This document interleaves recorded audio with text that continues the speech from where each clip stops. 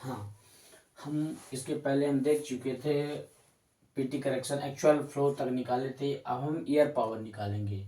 Air power निकालेंगे तो air power का एक फार्मूला होता है, एक्चुअल फ्लो मीटर क्यूब पर सेकंड में इसकी वैल्यू होती है, फैन आउटलेट ड्राफ्ट और फैन इनलेट ड्राफ्ट, अब इसको बताएंगे, डिवाइड बाई 102 होता है।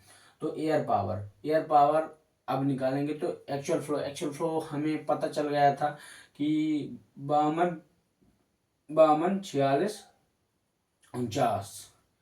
तो अब इसको ये आवर में था, मीटर क्यूब पर आवर, तो इसको सेकंड में निकालेंगे तो 36 को डिवाइड कर देंगे।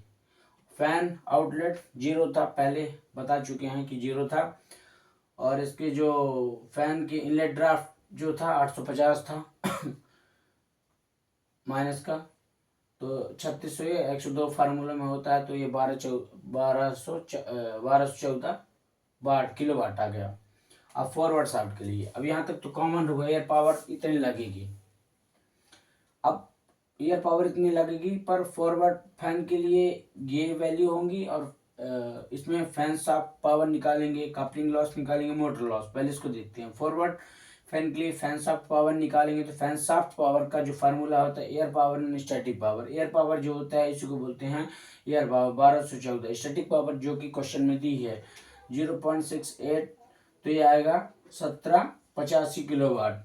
अब इसके बाद कपलिंग लॉस निकालेंगे। कपलिंग लॉस ये होता है कि जो थोड़ा सा क्या बोलते हैं, थोड़ा सा मुड़ जाता है, थोड़ा सा जब जब कोई भी चीज़ चलता है तो थोड़ा सा स्ट्रेस के कारण थोड़ा सा बदलाव होता है, तो उसे जो होता है कपलिंग लॉस हो जाता है। तो एक में 2% का कपलिंग लॉस हो गया, तो ये 1821.42 किलो वाट हो गया।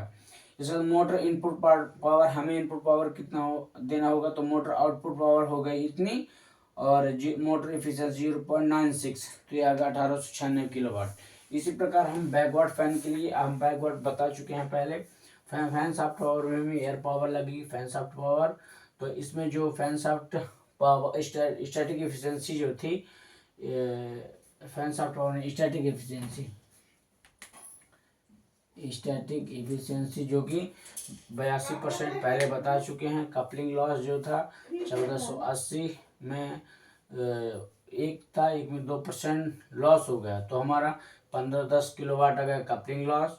मोटर इनपुट पावर इसमें भी निकालेंगे, बैकवर्ड फैन में भी, तो मोटर आउटपुट पावर दिया है ये, और मोटर इफिशियंसी 0.96 जो कि क्वेश्चन में दिया है, तो 1572 किलो वाट हो गए। अब हम दोनों को कंपैरिजन करेंगे तो कितने का डिफरेंस होगा। तो फॉरवर्ड फैन रेडियल फैन के लिए और बैकवर्ड फैन के लिए दोनों में अंतर निकालेंगे, तो 1324 जो है कम करेगा, बैकवर्ड फैन इतना किलोवाट कम कर देगा। तो इसको कैलकुलेट करेंगे, मतलब कितना बचाएगा।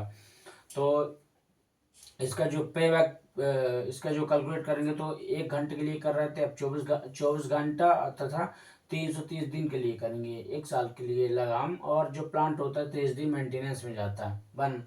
तो इसका कैलकुलेट करने पर इतना आएगा 2566 25 किलो वाट आएगा, मतलब 1 साल का।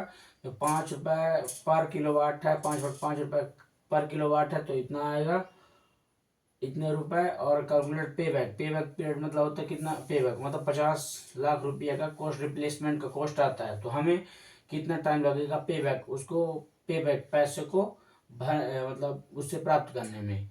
तो payback period cost of replacement होता है 50 लाख है, ईयरली सेविंग ये 1,41,13,440 है, जिसमें से 0.35 ईयर आएंगे, ये रुपीस से रुपीस कट गया, तो ये ईयर बचा, तो ईयर 0.35। इसको जब मंथ में कन्वर्ट करें तो 4.25 मंथ, मतलब 4 साढ़े 4 महीना लगेंगे इसको पेबैक पीरियड, मतलब उसको कॉस्ट को भरने में। तो मुझे लगता है कि जो बैकवर्ड की एफिशिएंसी अच्छी होती है, मतलब रेडियल फैन के अपेक्षा। ज़्यादातर मोस्ट ऑफ प्लांटों में सब बैकवर्ड एफिशिएंसी ही काम करते हैं। ठीक है, जय हिंद।